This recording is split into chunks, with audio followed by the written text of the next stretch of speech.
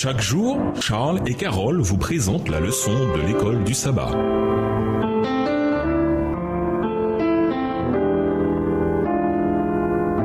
Bienvenue dans votre émission. Dieu nous parle. Nous voilà à la leçon de lundi. L'alliance abrahamique. Quelle promesse Dieu a-t-il faite à Abraham dans Genèse 12, les versets 1 à 5? Quelle a été la réaction d'Abraham? Genèse 12, les versets 1 à 5. L'Éternel dit à Abraham, « Va-t'en de ton pays, de ta patrie et de la maison de ton père vers le pays que je te montrerai. Je ferai de toi une grande nation et je te bénirai. Je rendrai ton nom grand. Deviens donc une source de bénédiction. Je bénirai ceux qui te béniront. Je maudirai celui qui te maudira. Toutes les familles de la terre seront bénies en toi. » Abraham partit comme l'Éternel le lui avait dit, et Lot partit avec lui. Abraham était âgé de 75 ans lorsqu'il sortit de Haran. Abraham prit sa femme Sarai et son neveu Lot, avec tous les biens qu'ils possédaient et le personnel qu'ils avaient acquis à Haran. Ils sortirent pour se rendre dans le pays de Canaan. Ils arrivèrent donc au pays de Canaan. Les promesses initiales que Dieu fit à Abraham constituent l'un des passages les plus forts de l'Ancien Testament. Ces versets ne parlent que de la grâce de Dieu. C'est Dieu et non Abraham qui fait les promesses. Abraham n'avait rien fait pour gagner ou mériter la faveur de Dieu, et rien n'indique non plus que Dieu et Abraham avaient réfléchi ensemble pour parvenir à cet accord. C'est Dieu qui fait toutes les promesses. Abraham, au contraire, est appelé à avoir foi en la promesse de Dieu, non pas une foi fragile, mais une foi qui s'est manifestée quand il a quitté sa famille élargie à l'âge de 75 ans pour se mettre en route vers le pays promis par Dieu. Avec cette bénédiction prononcée sur Abraham et à travers lui sur tous les êtres humains, le Créateur renouvela son objectif rédempteur. Il avait béni Adam et Ève au paradis. Genèse 1, le verset 28, Genèse 5, verset 2.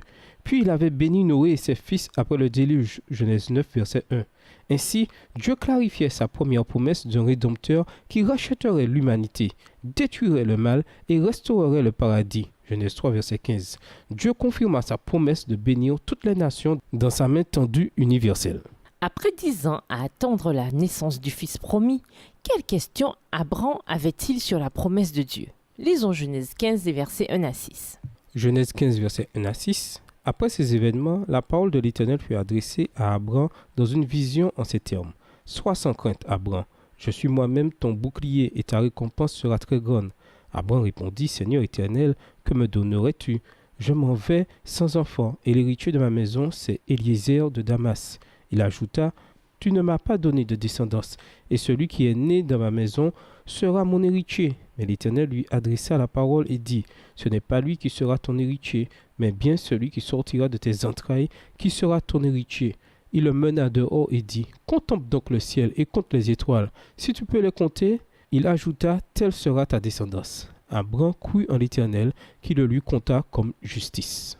C'est souvent facile de glorifier Abraham comme l'homme de foi qui n'avait jamais aucune question ni aucun doute. Mais la Bible nous dresse un tableau différent. Certes, Abraham a cru, mais il a aussi eu des questions en cours de route. Sa foi était une foi en devenir. Comme le Père dans Marc 9, le verset 24. Abraham a en gros dit à Dieu dans Genèse 15, verset 8, « Je crois. Viens au secours de mon manque de foi. » En réponse, Dieu a gracieusement assuré Abraham de la certitude de sa promesse en entrant formellement dans une alliance avec lui. Genèse 15, versets 7 à 18. Ce qui rend ce passage aussi surprenant, ce n'est pas tellement que Dieu contracte une alliance avec Abraham, mais c'est jusqu'à quel point Dieu était disposé à s'abaisser. Contrairement aux chefs dans le Proche-Orient ancien qui rechignaient à l'idée de faire des promesses à leurs serviteurs, Dieu a non seulement donné sa parole, mais en passant symboliquement parmi les morceaux d'animaux tués, c'est sa propre vie qu'il investissait. Et bien entendu, Jésus a fini par donner sa vie au calvaire pour faire cette promesse une réalité. Dans quel domaine avez-vous besoin d'avoir plus de foi et de croire en ce qui semble impossible? Comment apprendre à persévérer, quoi qu'il arrive? Et nous vous laissons avec cette question de réflexion.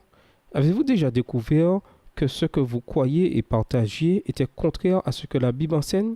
Quel impact ceci a-t-il eu sur votre ministère personnel? Au revoir. Et à demain si Dieu veut. Dieu nous parle. Chaque jour, Charles et Carole vous présentent la leçon de l'école du sabbat.